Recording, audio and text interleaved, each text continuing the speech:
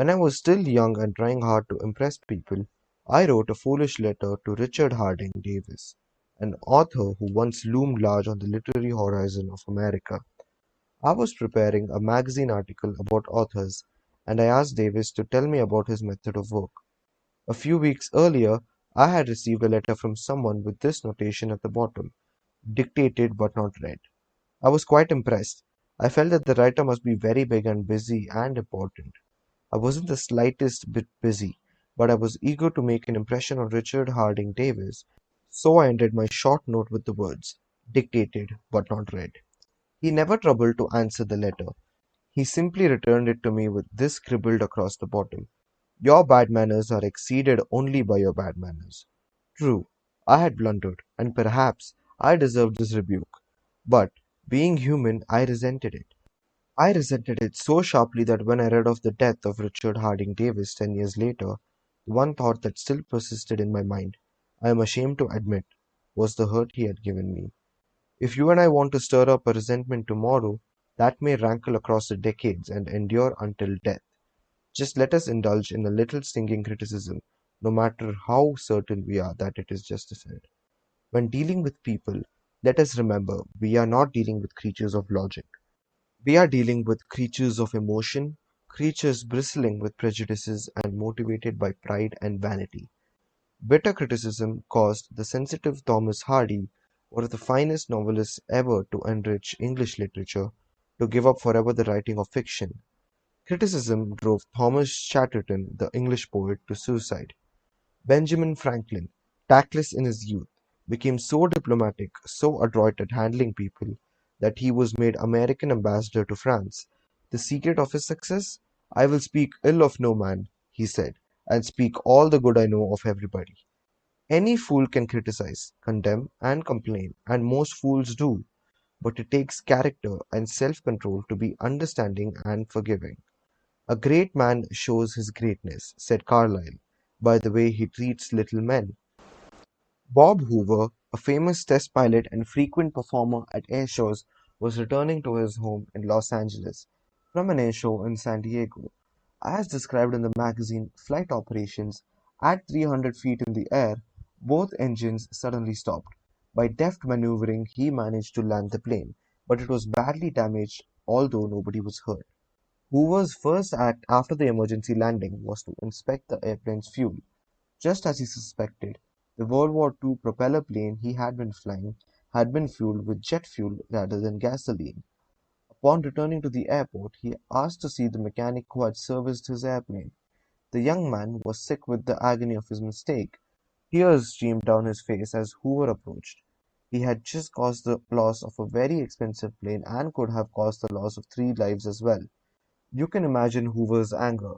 One could anticipate the tongue-lashing that this proud and precise pilot would unleash for that carelessness.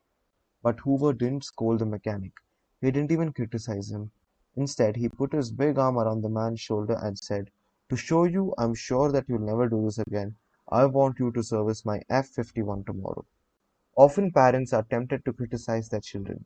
You would expect me to say, "Don't," but I will not. I'm merely going to say, before you criticize them, read one of the classics of American journalism, Father Forgets. It originally appeared as an editorial in the People's Home Journal. We are reprinting it here with the author's permission as condensed in the Reader's Digest. Father Forgets is one of those little pieces which, dashed off in a moment of sincere feeling, strikes an echoing chord in so many readers as to become a perennial reprint favorite. Since its first appearance, Father Forgets has been reproduced, writes the author W. Livingston Land, in hundreds of magazines and house organs, and in newspapers the country over. It has been reprinted almost and extensively in many foreign languages. I have given personal permission to thousands who wish to read it from school, church, and lecture platforms. It has been on the air on countless occasions and programs. Oddly enough, college periodicals have used it, and high school magazines. Sometimes a little piece seems mysteriously to click. This one certainly did. Father Forgets. W. Livingston Land. Listen, son, I'm saying this as you lie asleep. One little paw crumpled under your cheek, and the blonde curl stickily wet on your damp forehead. I have stolen into your room alone. Just a few minutes ago, as I sat reading my paper in the library, a stifling wave of remorse swept over me. Guiltily, I came to your bedside. There are the things I was thinking. Son, I had been cross to you. I scolded you as you were dressing for school because you gave your face merely a dab with a towel.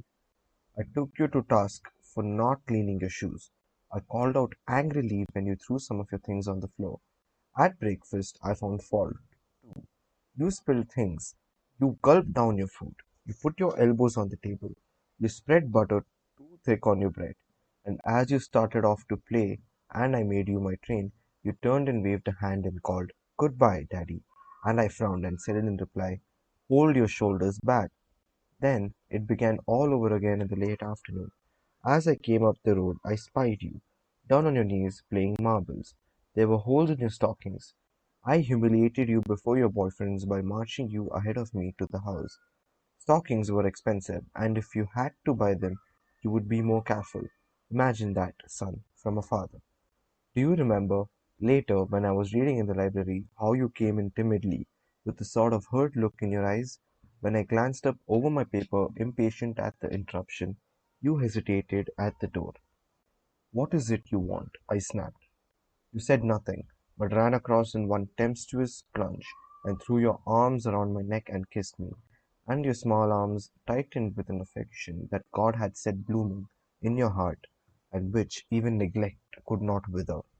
And then you were gone, pattering up the stairs. Well, son, it was shortly afterwards that my paper slipped from my hands and a terrible sickening fear came over me. What has habit been doing to me? The habit of finding fault, of reprimanding. This was my reward to you for being a boy. It was not that I did not love you. It was that I expected too much of youth. I was measuring you by the yardstick of my own years. And there was so much that was good and fine and true in your character.